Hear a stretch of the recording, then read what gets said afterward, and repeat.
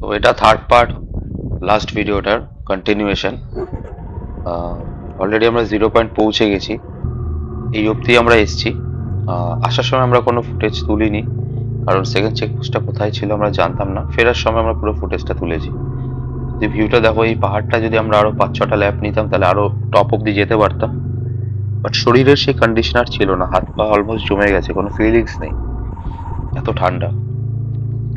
বিশাল হাওয়া দিচ্ছে, আর টেম্পারেচার এখানে -3-4 হবে। লাইভ টেম্পারেচার দেখতে পারিনি কারণ নেটওয়ার্ক ছিল না, বাট ওরকমই হওয়া উচিত।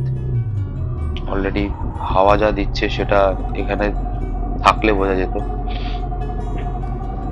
তো বরফ যদি দেখো, চারদিকে বরফ ভরে ভরে বরফ পড়ে আছে।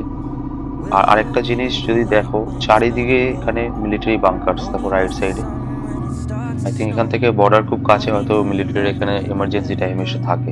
কারণ বাংকারগুলো সব পরিষ্কার ছিল, গিয়ে দেখেছিলাম, মেনটেন করা। তো এখান থেকে ফেরার ভিডিওটা আমরা স্টার্ট করেছিলাম। আসার সময় আমরা ভিডিও করতে পারিনি কারণ আমাদেরকে বলা ছিল ফার্স্ট চেকপোস্টে যে অ্যাকশন ক্যামেরা, ইনস্টা 360 এগুলো ইউজ করতে না, because army area restricted area, army চাইলে সিজ করে নিতে পারে। তো আমরা করিনি, যেটুকু রেস্ট্রিক্টেড এরিয়া বাদ দিয়ে বাকি যেটুকু আমরা পেরেছি ভিডিও করেছি।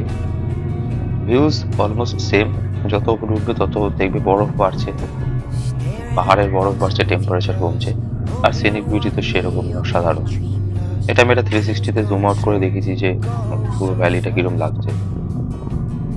খুবই ভালো ঘুরেছি, কারণ যদি তুমি ডিসেম্বরে, আমি আগেও বলেছিলাম যে পাহাড় একটা অন্য রূপ নেয়। আমরা আগেও গেছিলাম মেতে পেলিক, তো সেই টাইমে পেলিকের বিউটি আলাদা, মানে অসাধারণ। আর এদিকে ইস্ট বা নর্থ সিকিমে দেখো, সাইডে দেখো মিলিটারি ট্রাক দাঁড়িয়ে আছে, এখানে মিলিটারি অলওয়েজ যাতায়াত করে। যেটা বলছিলাম, ইস্ট আর নর্থ সিকিমে বিউটি আলাদা। আর ডিসেম্বর এলে তো আলাদাই দেখা যায়, বরফই বরফ, চারদিকে কত বরফ দেখি, এতটাই বরফ যে পায়ে হাঁটু অব্দি বরফে ঢুকে গেছে।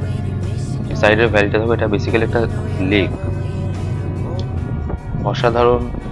মানে ভিউজ, চালিয়েও বাইক সেরকমই লাগছে। বাইক নিয়ে যাওয়ার এই একটা মানে খুব মজা আছে। দেখো রাস্তাটা, টার্ন গুলো দেখো, টোটালি ইউটার্ন ইউটার্ন। কারণ সময়ের কোনো ঠিক থাকে না বাইক নিয়ে গেলে, নিজের মতো যাও আসো। বাট ওই টাইম ম্যানেজমেন্টটা খুব দরকার, কারণ লেট হয়ে গেলে সবকিছুতেই লেট হতে থাকে। বাইকে করে যে কোনো জায়গায় যাওয়া যায় ঠিকই, বাট সময়টা হাতে থাকলে জিনিসটা আরো ভালো করে এনজয় করা যায়। আর এনজয় দিক দিয়ে যদি বলি, আমরা খুব ভালো এনজয় করেছি, আমরা ভালোভাবে বাইক চালিয়েছি। পেছনে এটা সাংগ্রাম আসছে, যার সাথে আমরা বলেছিলাম পরিচয় হয়েছিল ফার্স্ট ভিডিওটাতে চায়না বর্ডারে যাওয়ার সময়। আর আমার ভাগনার বাইকে বসে আছে বিশ্বজিৎ। তো আমরা 4জন টোটাল এই ট্রিপটা এখান থেকে একসাথে করি পুরোটা।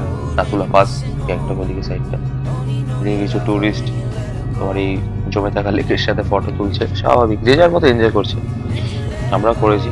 But safety is always safety, কারণ বাইক নিয়ে যাওয়ার মধ্যেও অনেক রিস্ক থাকে, তো সেইখানে সেফটি মেনটেন করতে হয়। তো প্রপারলি ডিস্টেন্সে বাইক চালানো হয়, প্রপার রাইডিং গিয়ার পরে বাইক চালানো, এগুলো উচিত পাহাড়ে। কারণ একটু ডোন্ট নো কখন কি হতে পারে। যেমন সংগ্রাম, ওদের বাইকটা আলাদা একটা জায়গা থেকে ভাড়া করা ছিল, আমাদের দাদার থেকে করিনি, আমরা রেন্ট করি বাইক এনজিপি থেকে। তো চাইলে আমি ওনার ডেসক্রিপশন দিয়ে দিতে পারি, পারমিট সব উনিই করিয়ে দিয়েছে, সিকিম রেজিস্টার্ড বাইক, কোনো সমস্যা হয়নি। আর সংগ্রাম ওদের বাইকটা আলাদা ছিল। ওদের বাইকটা আবার গ্যাংটক যখন আমরা ফিরছিলাম পরের দিন বিকেলের দিকে বাইকটা পাংচার হয়ে যায়। তো আমরা 2 ঘন্টা লেটে গ্যাংটক পৌঁছেছিলাম একটা অফরোড দিয়ে। সেটা অসাধারণ স্টোরি হয়ে গেছে, মানে ভয়ও লেগেছে, মজাও লেগেছে। ওটার স্টোরিটা আমি পরে বলবো, যে মানে রাস্তাটা কিরকম ছিল। যদি কিছু ফুটেজ থাকে আমি ভিডিওতে করে আপলোড করে দেবো। বাট এই মুহূর্তে আপাতত 0 পয়েন্টের সিনিক বিউটিটা এনজয় করো। বাইকের সম্বন্ধে যদি আমি বলতে চাই, কন্ডিশন বাইকের খুবই ভালো ছিল, মনে হবে রেন্টেড বাইক, ওয়েল মেনটেন। কারণ 14,000 ফিটে তুমি যখন যাচ্ছ, বাইক সেরকমই হওয়া উচিত। বাইকে দাদার ডেসক্রিপশন আমি দিয়ে দেবো, ভিডিওগুলো দেখতে থাকো, আর পারলে পেজটা ফলো করে রাখো। চলো টাটা।